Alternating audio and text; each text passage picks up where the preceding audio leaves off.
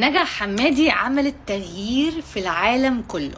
ايوه نجا حمادي بتاعتنا اللي في الصعيد. احكي لكم الحكايه من الاول. انا في يوم من الايام كنت قاعده على تيك توك عادي بالساعات زيكم، عماله اتفرج على حاجات ليها لازمه او ملهاش لازمه، فلقيت نظريه بتتكلم ان كوكب الارض عباره عن سجن كبير اللي متحكم فيه كائنات فضائيه ماشي بيتغذوا على الطاقه السلبيه بتاعتنا، نحس بالغضب او الحقد او الخوف او كده، هم بيتغذوا على الطاقه دي. نظريات الخيال العلمي المحببه الى قلبي، احب انا الحاجات دي. هو الشخص بيحكي في الفيديو قالك ان في فلسفه او ديانه او حاجه يعني اسمها نوستيك، اوكي، او بالعربي الغنوصيه. انا مبقاش عندي وقت ادور على حاجات بقى وادخل في ريدت وكده، بفتح تشات جي بي تي. الذكاء الاصطناعي يا جماعه موجود عشان ايه؟ يلخص لنا كل حاجه.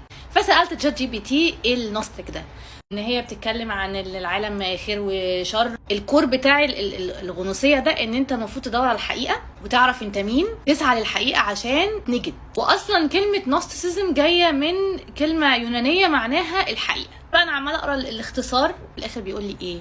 ان الغنوصيه دي اصلا عرفت من برديات اتلقت في نجا حمادي. نجاح ثانيه واحده تشات جي بي تي انت تعرف نجاح حمادي يا جماعه؟ بجد القصه دي مليانه تفاصيل مصريه صعيديه رهيبه.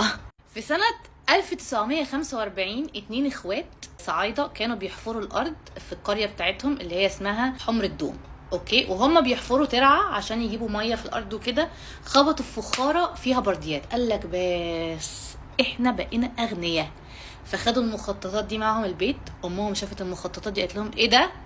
سحر ده ولا ايه؟ ولعت في شويه منهم، هم خدوا الباقي حاولوا يبيعوه.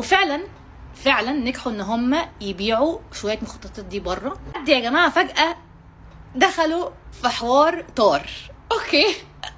واضطروا ان هم يهربوا من بلدهم حمرة دوم.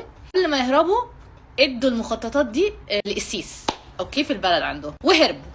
فالقسيس حس ان المخططات دي والله مخططات شكلها مهم يعني، باعها للمتحف القبطي. ساعتها بقى لحد مثلا الستينات ما كانش في حد لسه ترجم المخططات دي، وبالفعل مصر قدرت تسترجع المخططات اللي اتباعت بره ورجعوها المتحف القبطي وبداوا فعلا يترجموها، ودلوقتي موجود 1000 صفحه المتحف القبطي اللي موجود في القاهره. انا للاسف عمري ما رحت المتحف القبطي، بس المره الجايه لما هنزل القاهره هروح ابص على المخططات دي واشوف ايه الحوار.